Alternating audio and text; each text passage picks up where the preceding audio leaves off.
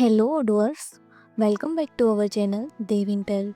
Today we will see how to send email of product inventory status as a PDF report based on your configuration settings. So let's see about that. You can see here our module Dev product inventory status.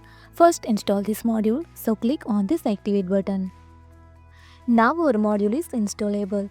First go to settings, go to sales and see here this send product inventory status.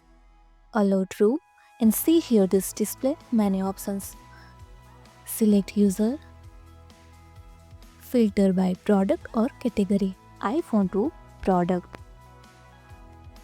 order by and execute query every fun day. Let's save. Now go to emails. So see here send mail of product inventory status. See here this message. Now attachment and also attach these reports. Now download and see here this all products details. Thank you.